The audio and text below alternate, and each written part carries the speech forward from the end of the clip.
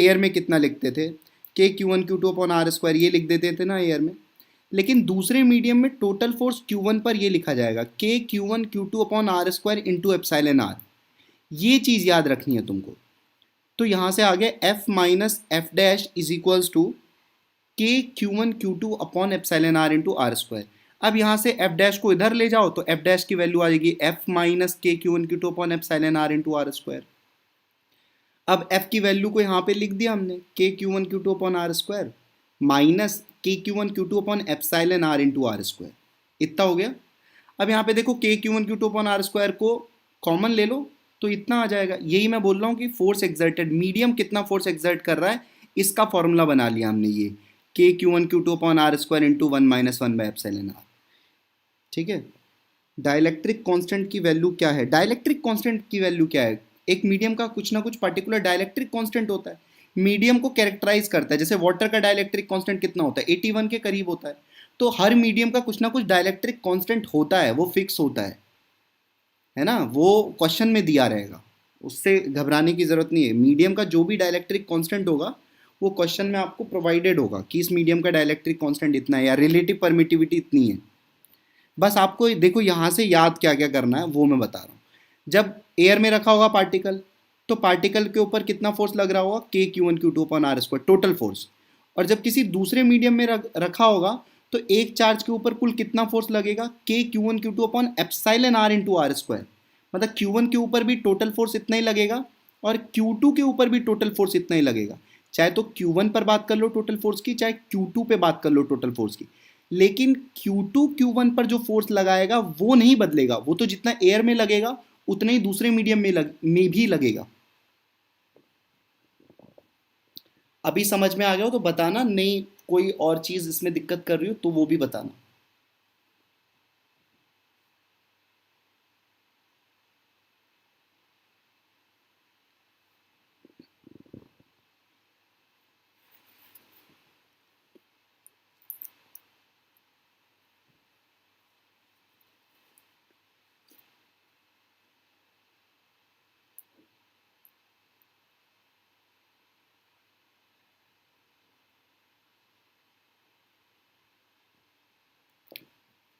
दो चीज यहां से याद रखना कि मीडियम में टोटल फोर्स बदल जाता है किसी एक चार्ज पार्टिकल पर, वहां पे नीचे एप्सिलॉन आर भी आ जाएगा, लेकिन एक चार्ज दूसरे चार्ज के ऊपर कितना फोर्स लगाएगा ये नहीं बदलेगा, ये हमेशा उतना ही रहेगा। ये दो इंपॉर्टेंट चीज़ हैं। ठीक है, चाहे तो बात Q1 पर कर लो चाहे Q2 पर बात कर लो, एकदम आइडेंटिकल बातें होंगी।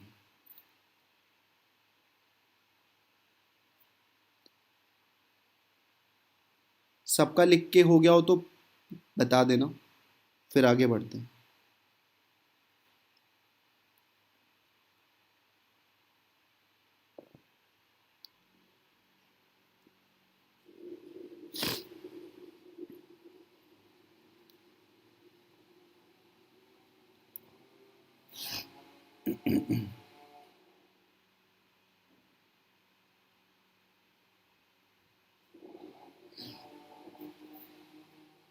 ओके, तो आगे चलते हैं अब। ये हो गया होगा तो आगे बढ़ते हैं, सबका हो गया होगा आई होप। चलो देखो important points related to Coulomb's law, very very important slide, कि क्या क्या इंपॉर्टेंट पॉइंट है कूलम्स लॉ से रिलेटेड, उसकी बात करने वाले हैं। देखो पहला पॉइंट है, force exerted by one charge on other is not changed by changing the medium। वापस से रिपीट कर रहा हूं ये line, force exerted by one charge on other is not changed by changing the medium। एक charge दूसरे के ऊपर कितना फोर्स लगा रहा है वो मीडियम से डिपेंड नहीं करता, वो तो K Q one Q two upon R square हमेशा ही होगा। ये लाइन समझ में आ गई हो तो पहले बोलना कि हाँ ये समझ में आ गया, उसके बाद ही आगे बढ़ूंगा।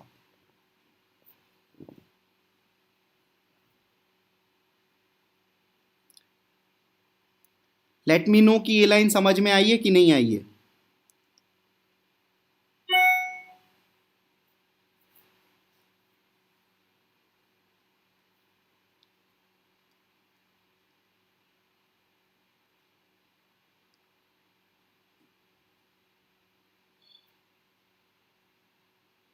ओके, अब ध्यान दो, किसी को इस लाइन में डाउट होगी तो उसको अभी तक समझ ही नहीं आया, ठीक है, ये लाइन समझ में आ गई होगी आपको।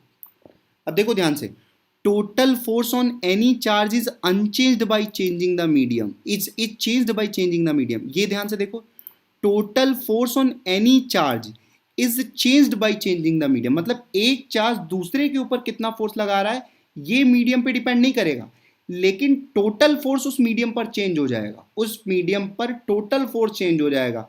अब मुझे ये बताओ क्यों चेंज हो जाएगा टोटल फोर्स, अगर तुम्हें ये समझ में आ गया तो मुझे बताओ क्यों चेंज हो जाएगा टोटल फोर्स। लेकिन एक चार्ज दूसरे के ऊपर जो फोर्स लगा रहा है वो चेंज नहीं हो रहा है, टोटल फोर्स चेंज हो रहा है, और चेंज हो रहा है तो कैसे चेंज हो रहा है ये तुम्हें बताना है। अब अगर तुम्हें समझ में आ गया तो लेट्स सी कौन बताता है ये लाइन को, सेकंड वाले पॉइंट को एक्सप्लेन करना है कि भाई टोटल फोर्स कैसे चेंज हो रहा है, ऐसा क्या हो जा रहा है कि टोटल फोर्स चेंज हो जा रहा है।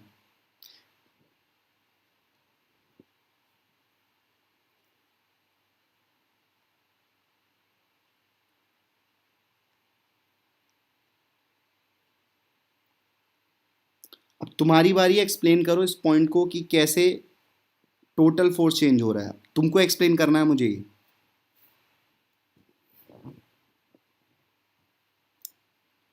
बहुत बढ़िया भाई, एफ डैश आ जाएगा, है ना, मीडियम वाला भी फोर्स आ गया ना, ये समझ में आ गया सबको। टोटल फोर्स चेंज हो जाएगा लेकिन एफ एफ नहीं चेंज होगा, Q2 Q1 पर उतना ही फोर्स एयर में भी लगाता और उतना ही फोर्स इस मीडियम में भी लगाएगा, लेकिन मीडियम फोर्स लगाने लगेगा चार्ज के ऊपर, एफ डैश आ जाएगा। बहुत बढ़िया, मीडियम चेंज होगा तो डाइलेक्ट्रिक कांस्टेंट की वैल्यू भी चेंज होगी। इस नहीं, ये चीज़ सही नहीं बोला, डाइलेक्ट्रिक कांस्टेंट की मीडियम चेंज, डाइलेक्ट्रिक कांस्टेंट की वैल्यू चेंज से कोई लेना देना हमें नहीं है, मीडियम फोर्स लगाने लगेगा, ये सिंपल सा पॉइंट है। मीडियम चेंज होने पर मीडियम भी फोर्स लगाया, वैक्यूम में थोड़ी ना मीडियम है, तो वैक्यूम का कोई मीडियम ही नहीं तो मीडियम फोर्स क्यों लगाएगा। मेरी बात को सही से समझो, डाइलेक्ट्रिक कांस्टेंट की बात मत करो, इसको कॉम्प्लेक्स मत बनाओ। कॉम्प्लेक्स जब एक मीडियम से दूसरे मीडियम वेरी करेंगे ना तो चीज़ बदल जाएगी।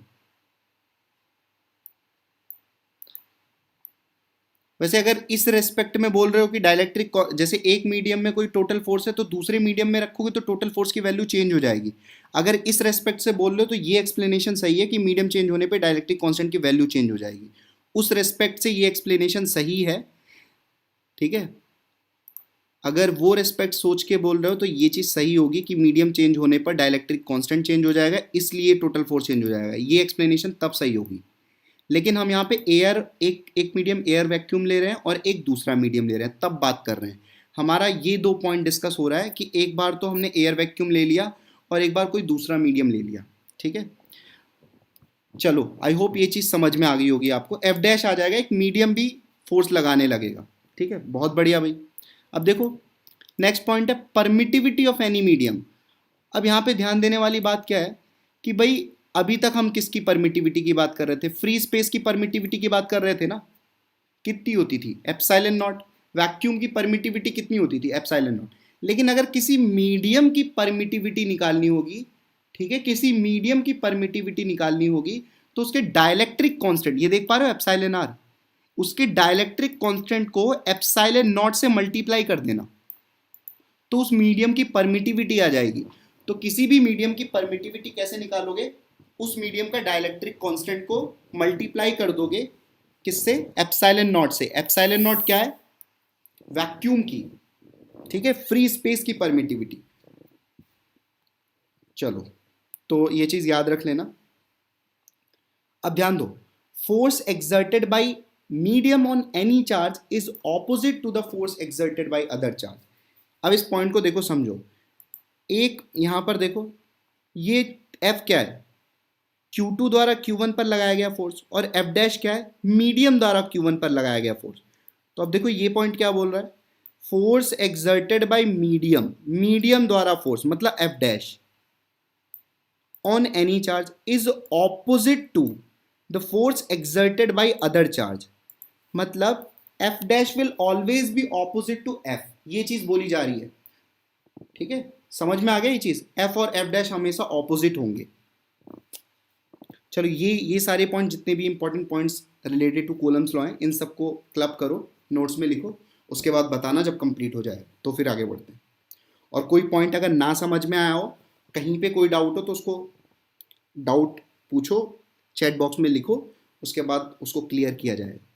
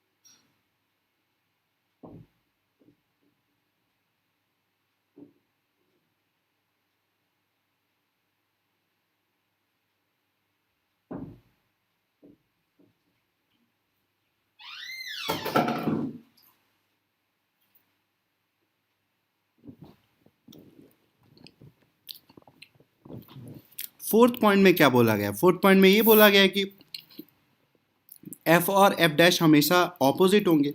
मीडियम जो फोर्स लगा रहा है ना, वो ऑपोजिट होगा किसके?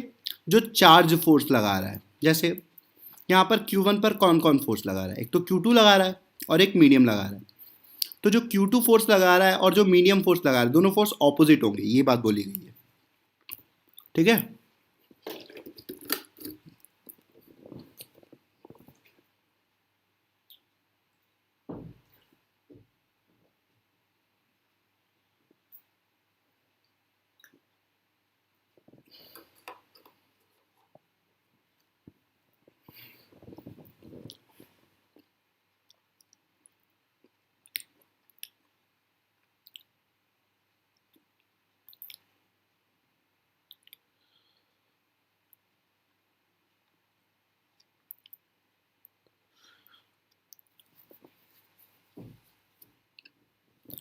चलो भाई, सबको समझ में आ गए चारों पॉइंट्स? समझ में आ गए हो चारों पॉइंट्स और आपने लिख लिए हो तो फिर बताना, फिर आगे बढ़ते हैं।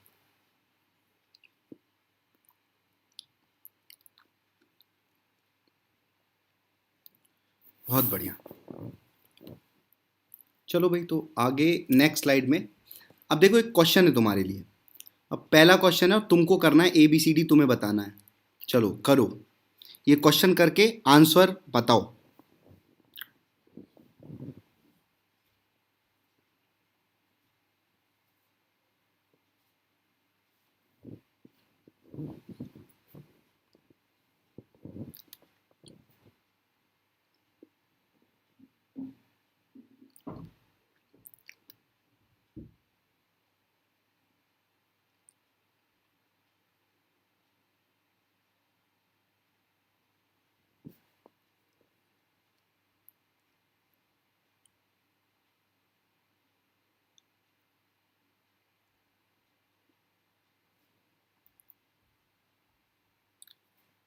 रीड द क्वेश्चन प्रॉपरली और फिर उसके बाद सोचो क्या लिखा है, देन आंसर दैट।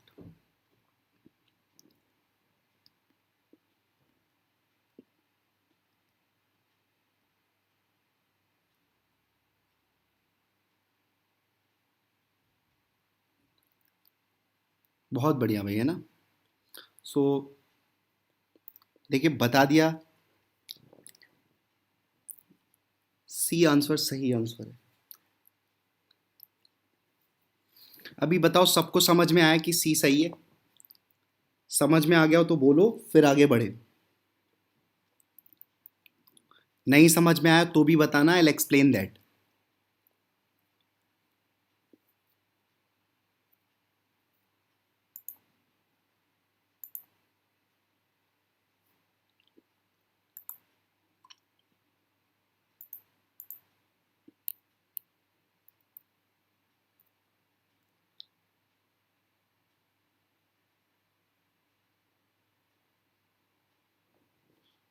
अच्छा, नेट नेट में प्रॉब्लम है।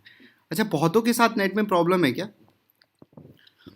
तो देखो, जिसके साथ नेट में प्रॉब्लम हो ना, उसके लिए मैं एक बात बता रहा हूँ। अगर सही से नहीं देख पा रहे हो तो यही वीडियो थोड़ी देर बाद फिर से पब्लिश हो जाएगा चैनल के ऊपर, तो उसमें घबराने की ज़रूरत नहीं है। वापस से देख लेना, वापस से इसको क्लियर करके वापस से सब चीज़ कर लेना। तो यही सेम वीडियो वापस से थोड़ी देर बाद पब्लिश हो जाएगा।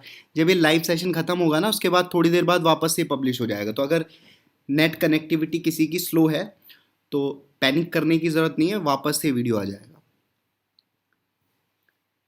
चलो भाई, बहुत बढ़िया, तुमको समझ में आ गई ये सारी चीज़ें। आगे बढ़ते हैं। सब बता दो यार, समझ में आ गया कि नहीं आया? और किसी को नहीं समझ में आया तो पूछ लेना।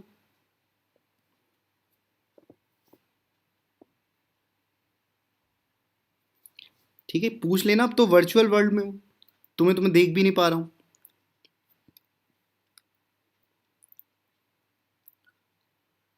ठीक है, तो इस वर्चुअल दुनिया का फ़ायदा उठाओ और छुप छुप के डाउट्स पूछो, खूब सारी, जितनी पूछ सकते हो।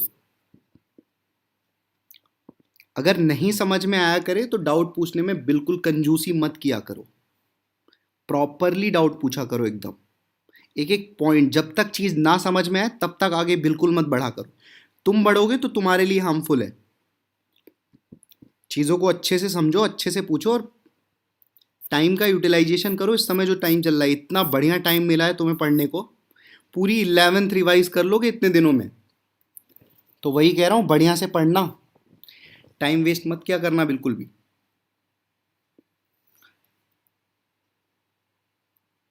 समझ में आ गया क्या सबको ये? और नहीं आया तो बोलो, आ गया तो बोलो, फिर आगे बढ़े।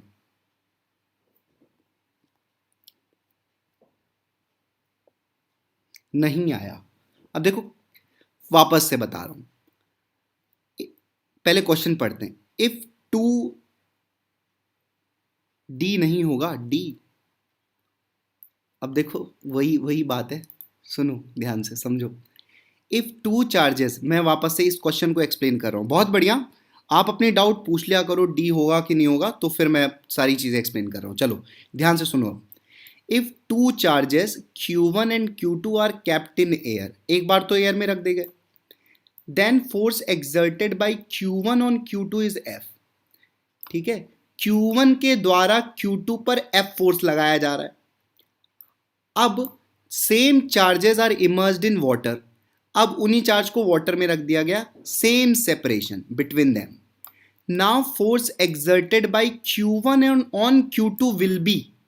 तो अब ध्यान दो, देखो, डिपेंड्स ऑन डाइलेक्ट्रिक कांस्टेंट की बात क्यों करेंगे? यहां पर Q2 तो Q1 पर उतना ही फोर्स लगाएगा।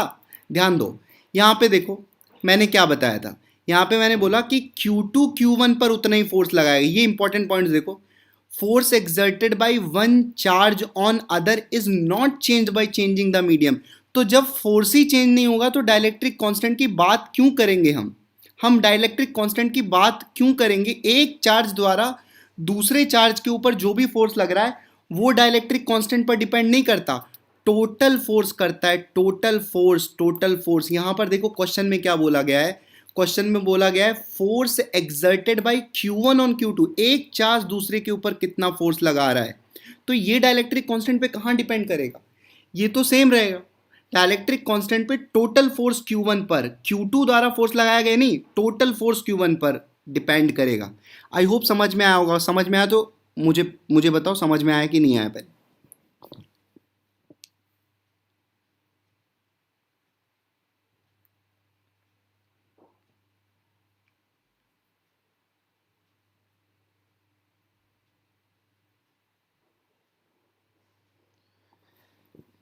क्लियर बात है, एक चार्ज दूसरे चार्ज के ऊपर जो भी फोर्स लगाता है वो मीडियम पर डिपेंड नहीं करता बच्चों, वो बिल्कुल भी मीडियम पर डिपेंड नहीं करता, वो हमेशा उतना ही रहेगा चाहे कोई भी मीडियम बदल दो। टोटल फोर्स एक चार्ज पर बदलता है। बहुत बढ़िया। याद रखना, यही तो पॉइंट मैं वहाँ पे एम्फेसाइज कर रहा था पीछे। इस पॉइंट को ध्यान रखना, ये पॉइंट बहुत घुमा घुमा के लोग पूछते हैं। जिसको ये कॉन्सेप्ट अच्छे समझ में आया होता है वो तो बता लेता है, नहीं तो फिर लोग कंफ्यूज हो जाते हैं। अच्छा, एक चीज़ और मुझे बतानी थी, ध्यान से सुनो, मैं भूल गया बताना। अब यहाँ पे देखो एफ बी डी हमने क्यू वन का ना ऐसे बनाया, एफ और एफ डैश ऐसे दिखाया है। ऐसा भी बना सकते थे हम, क्यू वन का एफ बी डी में एक ही फोर्स लगाते, एफ माइनस एफ डैश लगा देते इस साइड इस साइड, इस साइड एक ही फोर्स लगाते एफ माइनस एफ डैश, ये एफ डैश लिखते ही नहीं, और एफ माइनस एफ डैश को कितना लिख देते, K Q one Q two upon R square into epsilon R. ये बात समझ में आई क्या? Q1 पर खाली एक फोर्स लगाते F माइनस एफ डैश इस साइड, और उसकी वैल्यू लिख देते हैं हम K Q one Q two upon epsilon R into R square. ठीक है, तो ऐसे भी कर सकते हो आप, जरूरी नहीं है दोनों फोर्स बनाओ। ठीक है, तो टोटल फोर्स की वैल्यू आगे से हम टोटल फोर्स की लिखेंगे, मीडियम कितना फोर्स लगा रहा है इससे हमें कोई लेना देना नहीं है, हम सिर्फ टोटल फोर्स लिख देंगे K Q one Q two upon epsilon R into R square. ठीक है, चलिए तो आगे बढ़ते हैं अब।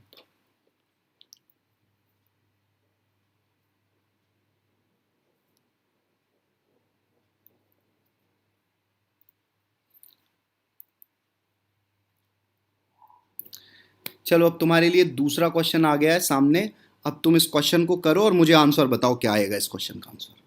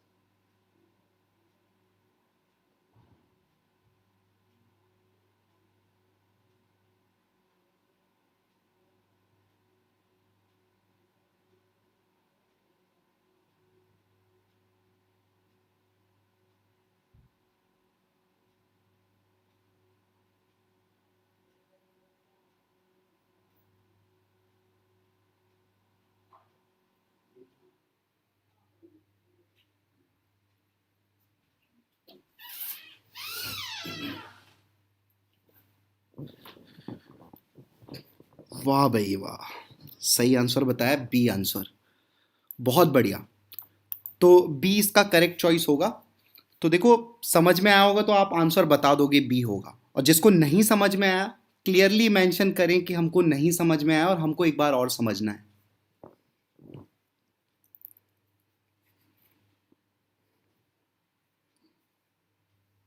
ऐसे ही आंसर देते रहोगे सही सही ना, तो फिर अपना भी मोटिवेशन लेवल हाई हो जाता है।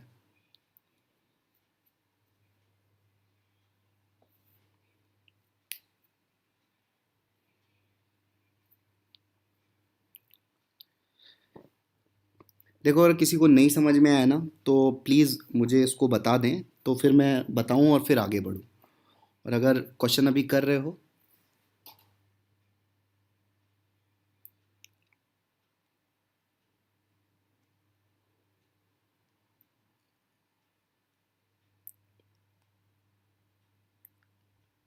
फिगर It's सही नहीं आ 19 रहा है। hours. फिगर फिगर कहाँ है इसमें बेटा? फिगर तो है ही नहीं।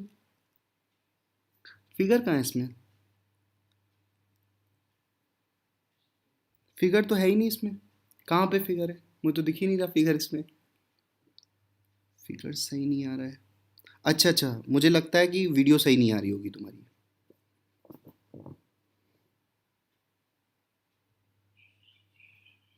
तो कोई बात नहीं, मैंने पहले ही बोला है कि जितना भी कर सकते हो इसमें कर लो, और उसके बाद ये वीडियो वापस से पब्लिश हो जाएगा चैनल के ऊपर, वहाँ से देख लेना।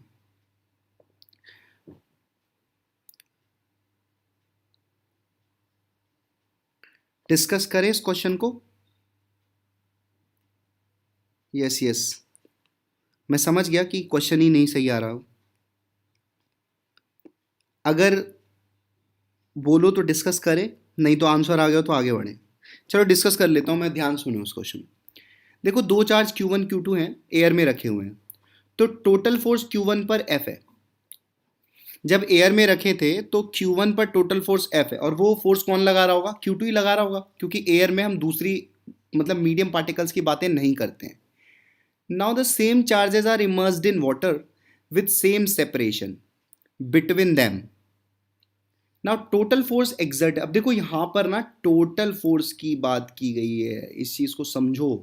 Total force exerted on Q1, तो पानी के अंदर कौन कौन फोर्स लगाएगा Q1 पर? एक तो Q2 लगाएगा और एक मीडियम लगाएगा, ठीक है। तो अब ध्यान दो, मैंने यहाँ पे क्या आपको समझाया, देखो ध्यान से।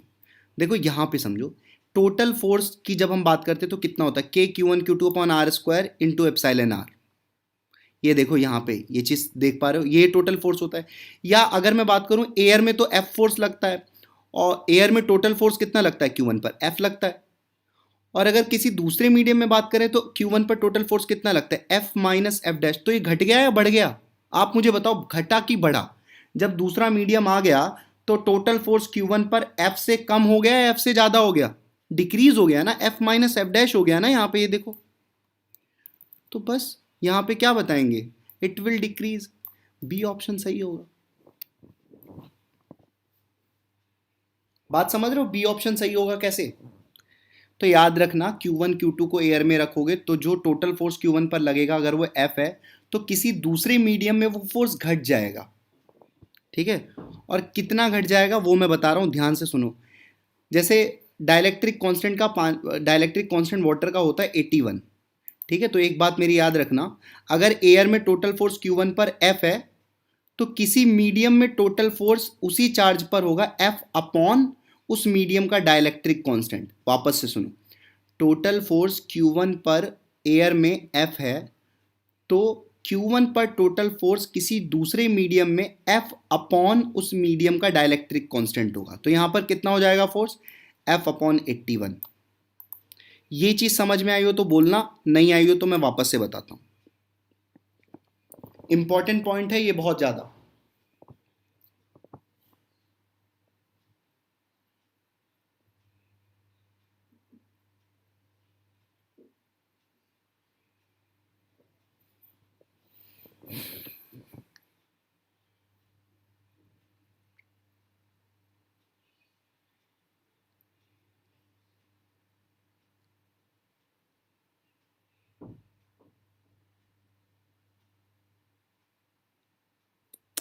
Is it clear?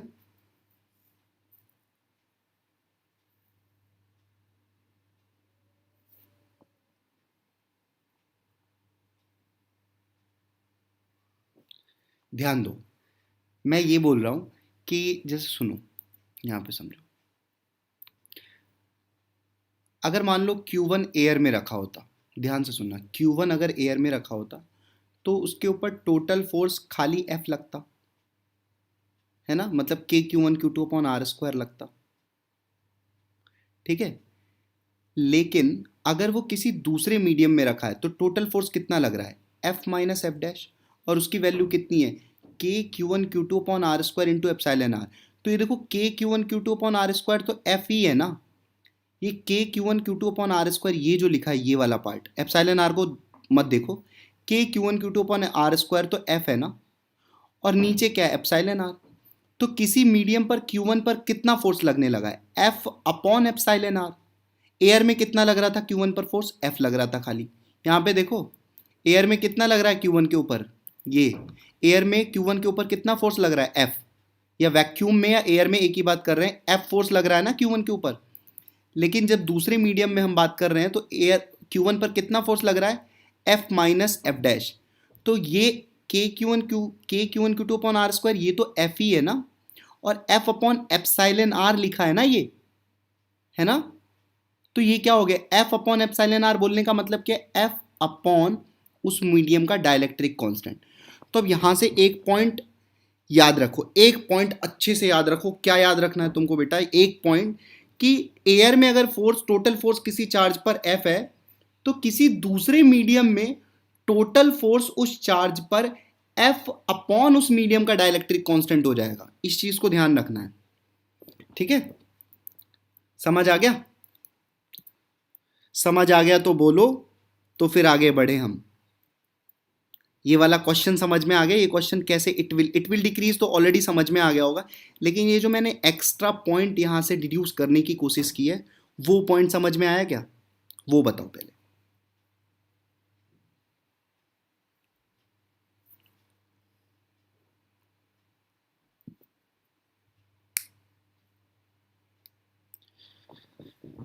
बाकी सबसे पूछ रहा हूं, क्या समझ में आया ये पॉइंट?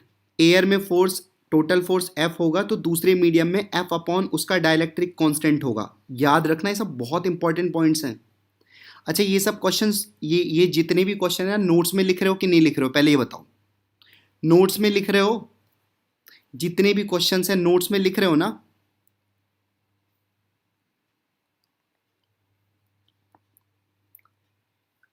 मुझे बताओ, नोट्स में लिख रहे हो क्या क्वेश्चंस? अगर नोट्स में नहीं लिखा है तो सबसे पहले नोट्स में लिखो, उसको कॉपी करो, क्योंकि इसे तुम्हें रिवाइज करना है। बहुत बढ़िया लिख रहे हो तो रिवाइज करना है। यही सारी चीज़ें क्लास में भी पढ़ाई जाती हैं, यही सारी चीज़ें यहाँ पे भी पढ़ाई जा रही हैं, और बहुत मेहनत करके ये सारी स्लाइड्स क्रिएट कर रहा हूँ मैं। क्वेश्चन सॉल्व करो, आंसर दो।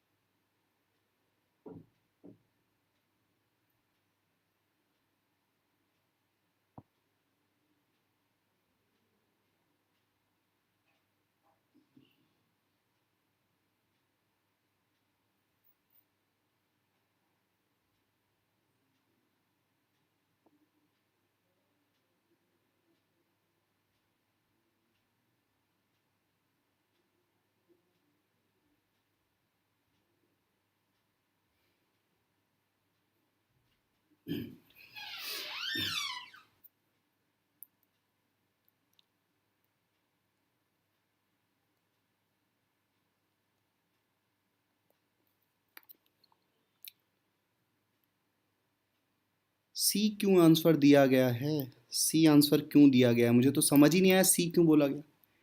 देखो फिर से, क्वेश्चन क्या है? टू चार्ज Q1 Q2 और kept in air, total force Q1 पर F है। तो एयर में तो सिर्फ Q2 ही लगा पाएगा ना Q1 पर फोर्स, वो तो F है ना। The same charges are immersed in other medium with same separation between them. Now total force exerted on Q1 will, फिर से वही चीज है, सेम क्वेश्चन है ना, क्वेश्चन तो सेम ही है, ये यही तो सेम क्वेश्चन है, तो सेम क्वेश्चन का आंसर अलग अलग। वाह भाई, आंसर होगा बी, डिक्रीज हो जाएगा।